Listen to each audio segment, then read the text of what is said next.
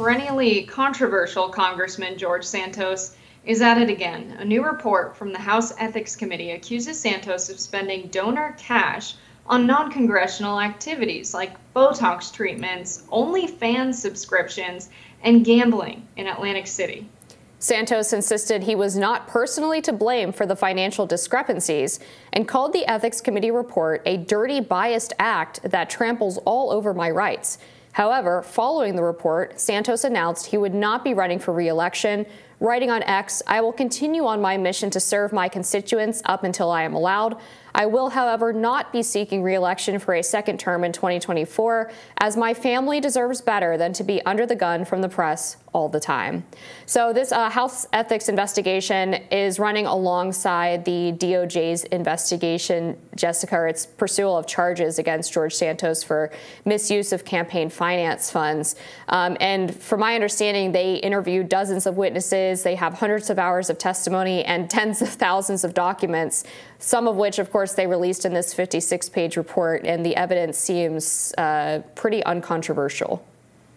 Yeah, gambling in Atlantic City, Botox, and OnlyFans subscriptions are some of the smaller things that, made me upset at what he was spending money on.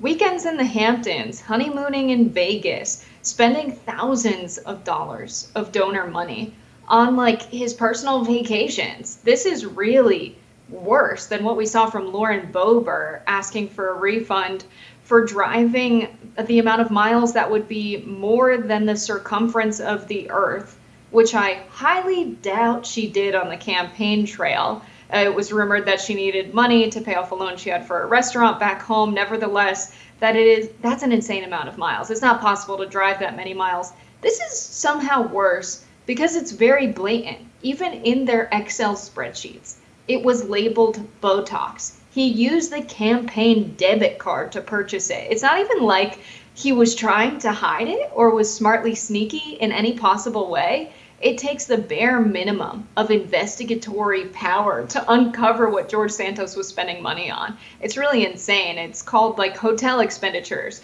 And the campaign staff say he was away having a weekend in the Hamptons. It's absolutely ridiculous, and it's so blatant.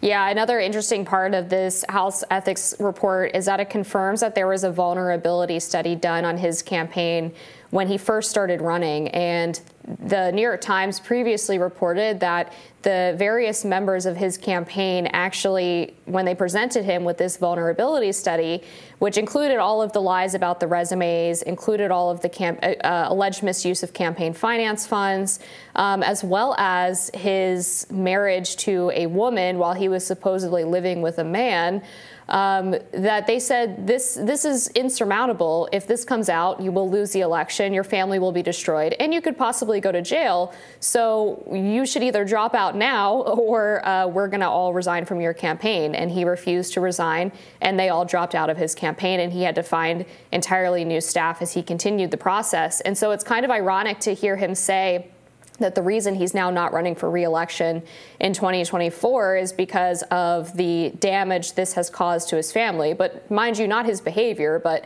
the investigation into his behavior is what's caused the damage to his family, when he was supposedly warned ages ago that all of these lies would eventually catch up to him and ruin his life.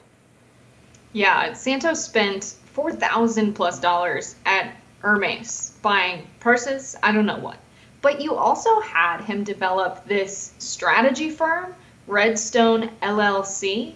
He consulted with other politicians, people running for public office, and said, this is a really good firm for strategy, your needs, hire them as consultants.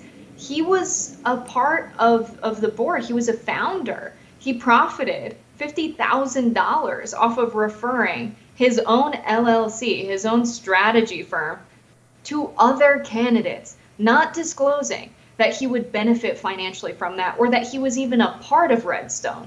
That is insane. This man is a master fraud. The fact that he's still in Congress is very concerning. I'm not sure who he's representing by being in Congress, and I can't imagine a world where they are able to make the case that spending money on OnlyFans, in Atlantic City gambling, on Airbnbs, visiting the Hamptons on the weekends, that any of these things helped him get elected or were necessary campaign expenditures, that's absolutely insane.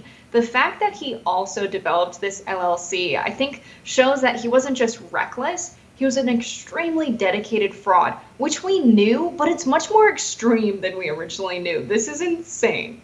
What's also fascinating about the information about his marriage that was in this vulnerability report is that not only was this woman a foreign national and there was a suggestion that this marriage might have had something to do with immigration fraud, but he also personally reimbursed himself from campaign funds for exactly the same amount as a house that he bought for this wife, who he was supposedly not even living with at the time. So there's all kinds of controversy and weird things going on with that marriage that haven't really been talked about enough, I think, in the media. But when I go back to this idea that he was aware that all of this could eventually come out, I just find it kind of stunning that his Democratic opponent, despite hiring an opposition research team, somehow was not able to find any of this. I mean, the extent of the opposition research that came out against him in his election cycle was that he had said things about January 6th that were somewhat positive. Meanwhile, you have this massive amount of fraud, all of these lies about his resume that are just insanely, insanely stupid, I guess you could say. And yet none of this came out until after he was elected and when the media started digging in after probably, I assume, tips from people who were familiar with what was going on. So, I mean, I just don't understand how you can be running any kind of legitimate campaign and do Oppo research against someone with this much baggage and not uncover any of it until after he wins. It's just crazy.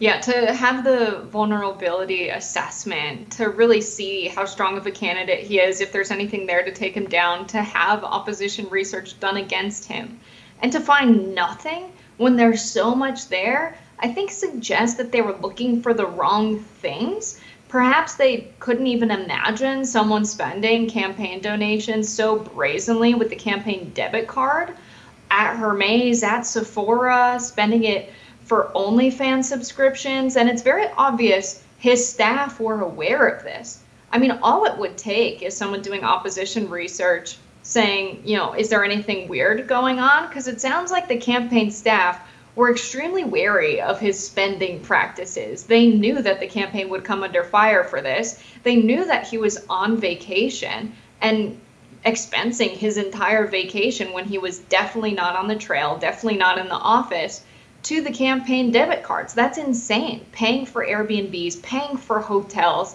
and you're the campaign staff in the office running the operation while he's off supposedly on his honeymoon, as he said, which he expensed to the campaign as well. And then he accepted donations up to $20,000 personally, not claiming them as part of campaign funds. And so I'm sure there's a lot more fraud here that we didn't even track. And so the fact that the opposition research didn't expose any of this, that no one talked to the folks on the campaign, especially those who had left because of what was going on, it's absolutely maddening. Yeah, and they could have found a lot of it just by doing basic verification of his supposed credentials. I mean, they would have easily found out that he didn't have any of the degrees that he claimed he had, that he wasn't some professional volleyball player, that he didn't have this high position with JP Morgan or whatever else he claimed. Now he's trying to throw his treasurer, Nancy Marks, under the bus. I'm sure that she might have, I don't want to say I'm sure. I wouldn't be surprised if she had potentially turned a blind eye to some of this or was aware of what was going on. But for him to try to, you know, eschew personal accountability is obviously problematic. And some of the campaign staffers in this House ethics report also say that both Santos and Marks were basically denying them regular access to financial reports, which perhaps is one of the reasons why this was able to go on for so long. So we'll see what ends up happening with this DOJ probe too. I'm curious. They keep adding charges and he keeps refusing a guilty plea, keeps refusing a deal. So eventually, I don't know, will there be enough that he finally succumbs to DOJ pressure? And we'll keep an eye on it. More rising after this.